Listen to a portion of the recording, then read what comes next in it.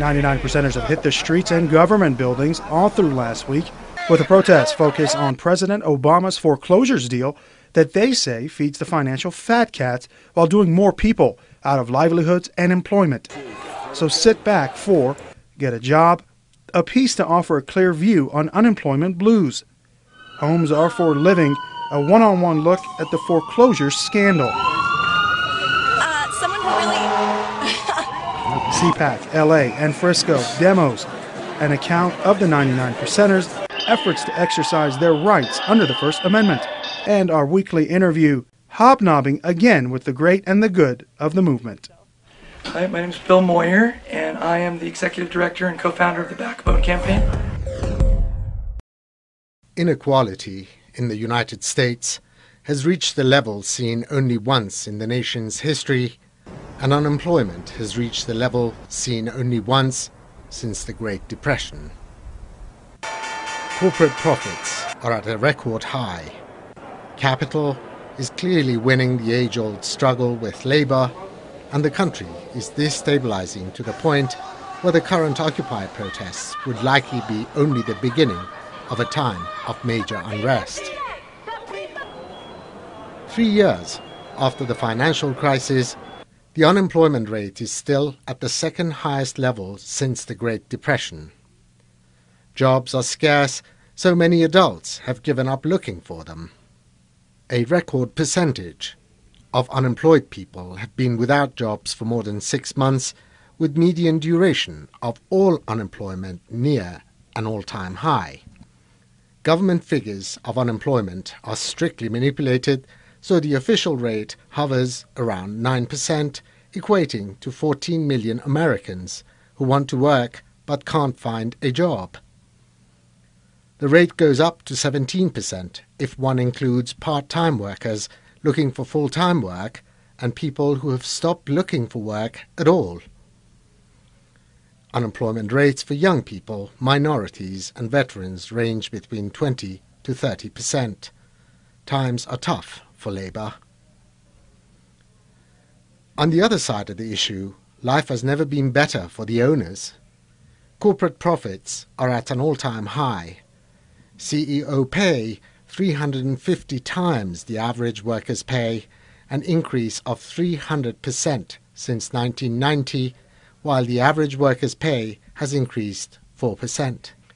After adjusting for inflation, average hourly earnings haven't increased in 50 years.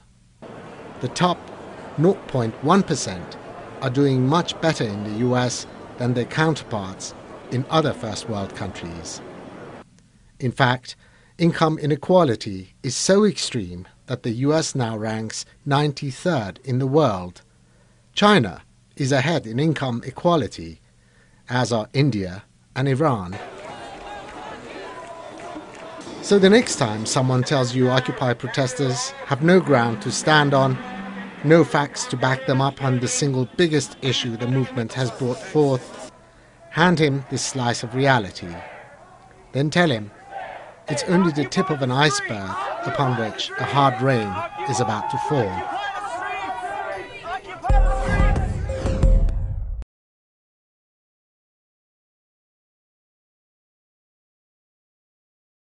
My dad is decorated. He was in the Air Force for 20 plus years, and he just retired a couple of years ago, and his paycheck, his pension, they've dropped it down to I think $400 a month. What do you do with $100 a week? What do you do with that? So he feels jaded. He feels taken advantage of. It's amazing that they're able to kind of coerce you in and say, you know, be Army strong, and then you get in and they have these horrible practices. In the Marines, they make them watch as they slaughter animals to build up this, you know, to desensitize you. And they do all these really, I mean, horrible things to you. You're taking human life and you're living in a way that people do not naturally live. And just as far as the barracks and things like that. And then what do you get for that? You get to wait in line at the VA for 9 hours to be told come back tomorrow, to be told come back tomorrow, to be told you don't qualify, you get nothing. Enjoy your mental disorder that we gave you. Well, I mean, foreclosures in the United States in general is a huge topic, but I mean, certainly we've had, especially here in the state of Florida, had far too many people losing their homes based on all sorts of different factors. I mean, you've got people who were in mortgages that weren't appropriate for them, you've got people who were in adjustable rate mortgages, and so then they got, you know, they can't keep up with the kind of ridiculous things people start, you know, you start looking at 25%. I mean, anyway, there are a lot of different reasons people lose their jobs, can't keep up with payments.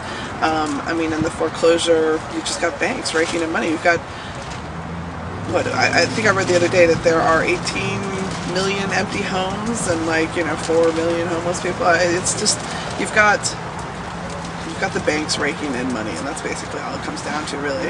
So banks were encouraged by Freddie Mac to lower their standards of how they were going to of who qualifies for loans.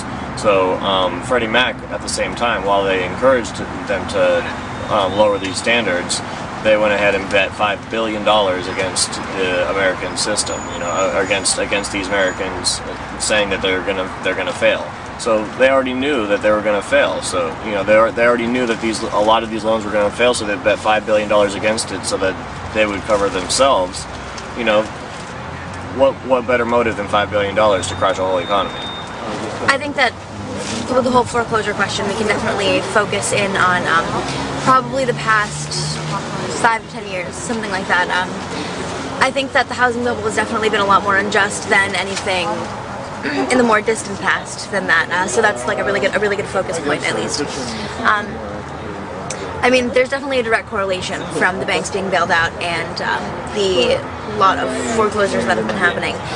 Obviously really unjust, really unfair, mostly because the banks have been pressured. I mean, not like they've been uninterested in profiteering off of people being thrown out, because they have been very interested in that.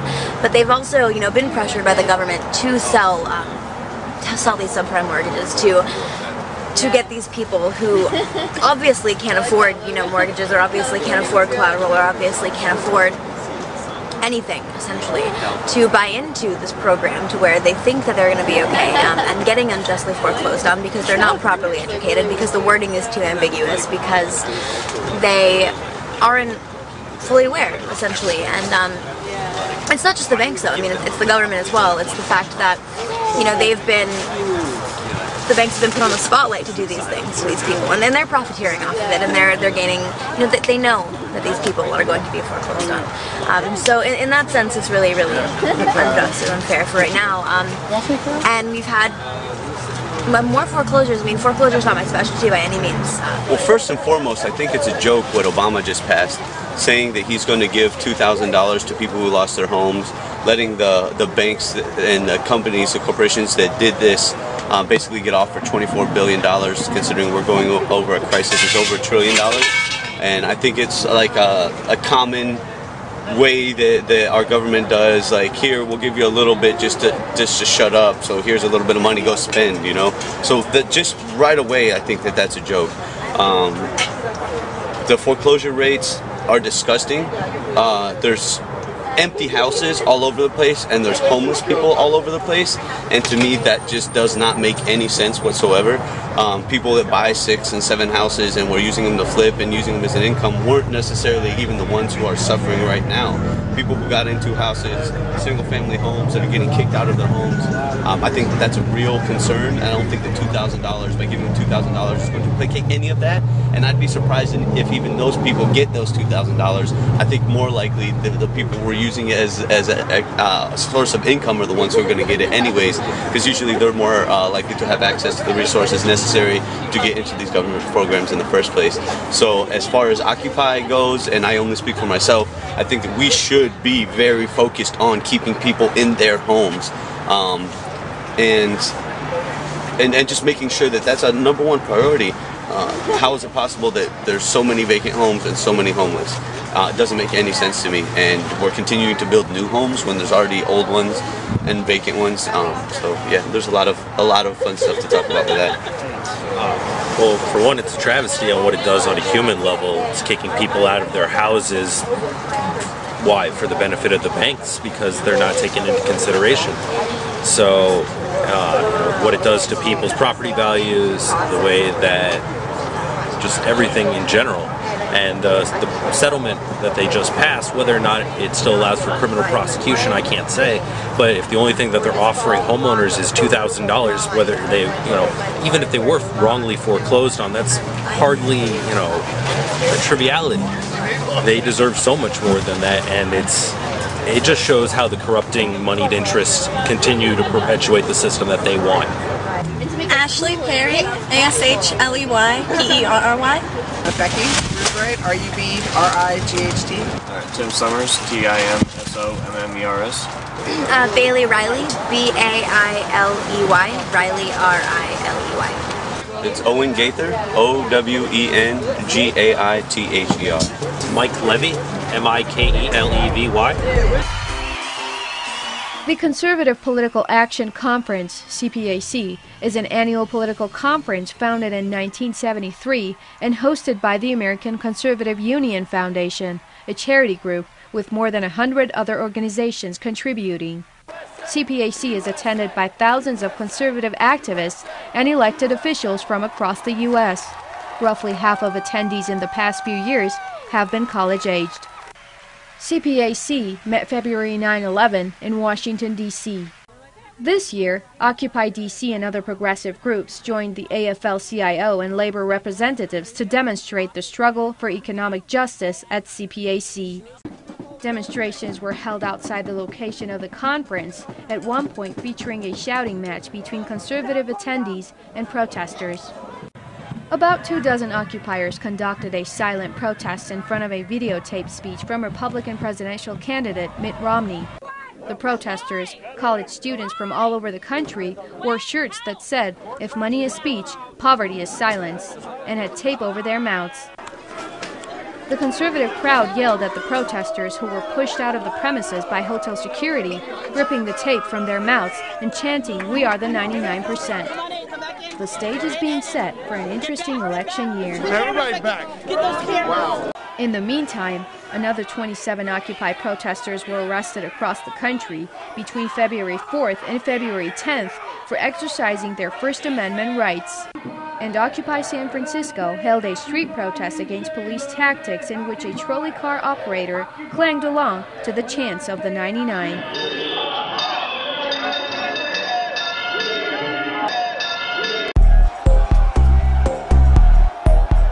We go forward to, we see Obama put Rahm Emanuel as a chief of staff. We see Obama create his economic advisors from Goldman Sachs, the authors of the problem and the status quo. And we knew these were false solutions. We knew there was no hope here. We saw them, we saw the Beltway progressives line up under a health care program that was spineless, and instead of pulling a left flank, they lined up under a president with millions, probably $60 million or something like that, I would estimate. It was pumped into Healthcare for America Now, with no talk of a real alternative, Medicare for all. So of course things are going to go badly. Instead of universal health care to public option to private mandate, which is a horrible idea. So again, we lost. The Beltway lost all credibility, and Obama was losing credibility. All the hope and change, all the unity that people felt at inauguration time. I was out here during the day before inauguration. It was Martin Luther King Day in 2009. People, total strangers, were hugging each other on the streets. We were having conversations across class and race lines. And all of a sudden we felt a hope. Well, some of us knew better, that you can't, there's no Messiah going to get elected by this system and deliver hope and change we could believe in. So the but because the Democratic Party and because the Beltway progressive organizations that were proposing as movement leaders failed to capture that moment of the Paulson Plan, capture the moment of the healthcare debate, because they really betrayed the administration and this whole system, betrayed our trust, people became despondent. And it also remember, nature abhors a vacuum. It created this large opening for the Tea Party to arise, a faux populism that offered no critique of the status quo, a populism that appeals to what's absolutely worst in people, our fear, our xenophobia, our greed, and we were without any positive alternative. Well, people understand that Obama was not a solution. People understand that the Tea Party is not offering a solution. With 30% of American mortgages underwater, and 10% or whatever the real unemployment numbers are in the country, and people burdened with that in so many ways, it's only a matter of physics that is going to find a way to bubble up. And it was not happening through the structures and the avenues that were offered to them. And so when folks identified someone that we could all unify around as an opponent, as an enemy, as a villain, Wall Street, and aided by some interesting developments with the Supreme Court, the Citizens United decision, that really brought corporate personhood, a 130-year tradition, out in the open and popularized opposition to it because it's so distasteful. These forces in our society had to become something. So of course the Occupy Wall Street thing took off. Things like the Seize DC that evolved into the Occupy Freedom Plaza. In a sense, rode on the coattails, but really, I mean, those things were planned prior. That was planned prior to Occupy Wall Street. But it appropriately became part of that larger phenomenon, which is a populist uprising that may be called Occupy last month and maybe Occupy this month and next month.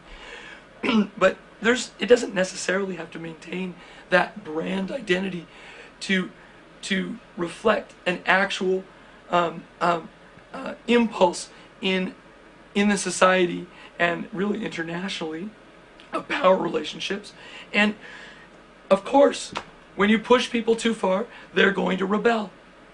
And so, my hope is that the Occupy movement doesn't get too bogged down in navel gazing.